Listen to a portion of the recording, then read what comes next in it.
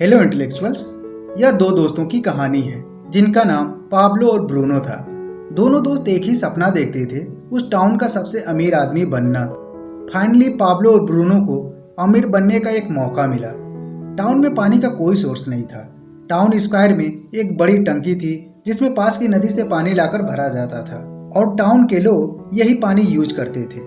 उस टाउन के लीडर ने यह काम पाब्लो और ब्रूनो को सौंप दिया, जिसके लिए उन्हें प्रति बाल्टी एक पैनी मिलता था। ब्रूनो इस काम से बहुत खुश था, लेकिन पाब्लो नहीं। पाब्लो हमेशा यही सोचता था, इस वाटर टैंक को भरने का आखिर कोई तो बेटर वे होगा। एक दिन पाब्लो ब्रूनो को अपना आइडिया बताता है, क्यों ना हम नदी से शहर तक एक पाइपलाइन बना लें। लेकिन यह आइडिया ब्रूनो को पसंद नहीं आया, क्योंकि इसमें ढेर सारा समय और मेहनत लगने वाला था। ब्रूनो पाब्लो को समझाता है, हम हर रोज 100 बाल्टी पानी भरते हैं और 100 पैनीज कमाते हैं, और हमें क्या चाहिए। लेकिन पाब्लो के माइंड से पाइपलाइन का आइडिया नहीं गया। उसने डिसाइड किया कि वह काम से कुछ घंटे टाइम निकालकर पाइपलाइन बिल्ड करेगा।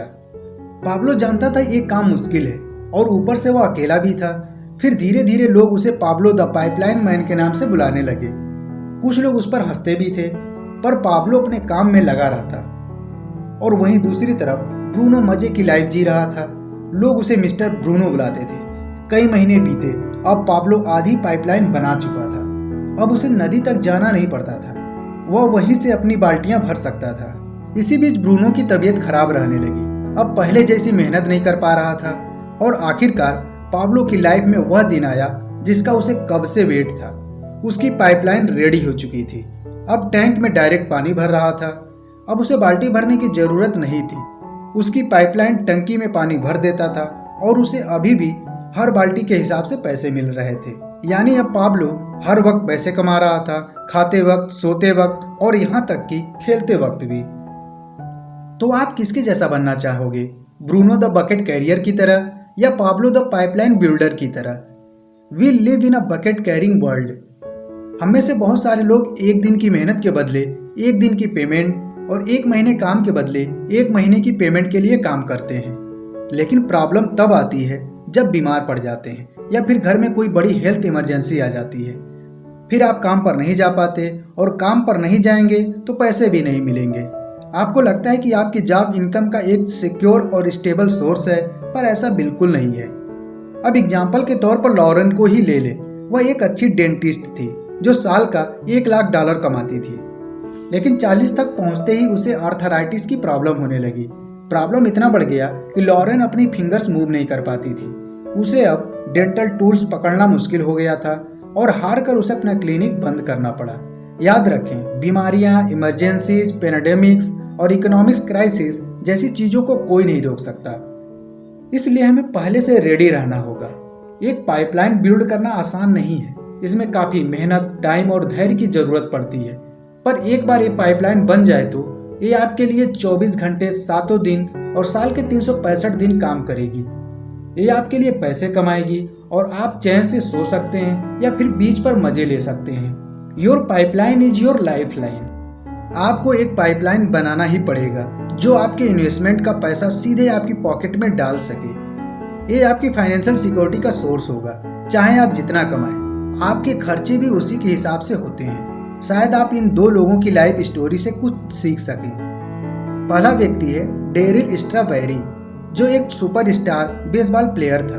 वह हर साल बेसबॉल गेम से $5 मिलियन कमाता था और ब्रांड इंडोर्समेंट या अन्य चीजों से $2 मिलियन की इनकम हो जाती थी। और इतने पैसे किसी के लिए भी बहुत हैं। और शायद आपको लग रहा होगा कि डेरिल की लाइफ सिक्योर है, पर ऐसा नहीं है। उसने एक काफी महंगा बंगला खरीदा और लग्जरी कार भी। फिर धीरे धीरे उसे नशे की लत लग गई। उसने शराब और ड्रग्स लेना शुरू कर दिया, जिसकी वजह से तंग आकर उसकी वाइफ ने डाइवोर्स फाइल कर दिया था। डिवोर्स सेटलमेंट और अपने ट्रीटमेंट पर काफी पैसे खर्च करना पड़ा। पर सबसे बड़ी प्रॉब्लम तब हुई जब उसे बैड बिहेवियर के लिए खेल से सस्पेंड कर दिया गया।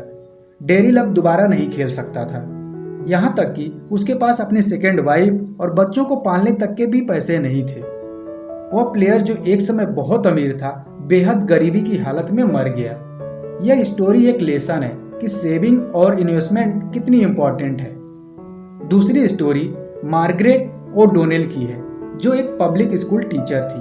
उनकी एनुअल सैलरी $10,000 के करीब थी। जब वो मरी तो अपने बिल में लिखा कि वो अपने $2 मिलियन 10 डिफरेंट चैरिटीज में डोनेट करना चाहती हैं। लेकिन लोग यह जानकर हैरान हो गए कि एक स्कूल टीचर के पास इतने पैसे कहां से आए। तो इसका जवाब है इन्वेस्टिंग। मार्गरेट अपनी 10% सैलरी सेव करती थी। इन पैसों को वह इंडेक्स फंड में और मीडियम और लॉन्ग टर्म बॉन्ड में इन्वेस्ट करती थी। अब आपके मन में यही क्वेश्चन आ रहा होगा कि शेयर मार्केट हमारे बस की बात नहीं है, लेकिन आप गलत हैं। इंडेक्स फंड में कोई भी बिना किसी रिस्क के पैसे इन्वेस्ट कर सकता है। आप आई बटन पर क्लिक करके इंडेक्स फंड पर वीडियो देख सकते हैं। ऐसा नहीं है कि मार्गरेट ने केवल सेविंग की थी, बल्कि उसने एक लग्जरियस लाइफ जी थी। उसके पास BMW थी, वो अपने फ्रेंड्स के साथ दुनिया घूमती थी।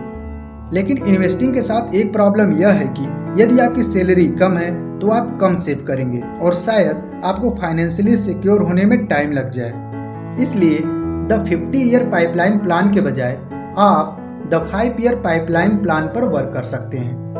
50 ईयर पाइपलाइन में आपको इन्वेस्टिंग करनी है, जबकि 5 ईयर पाइपलाइन में आपको खुद का बिजनेस स्टार्ट करना होगा, जिसके माध्यम से आप 5 साल में ही या उससे भी कम समय में मिलीनियर बन सकते हैं।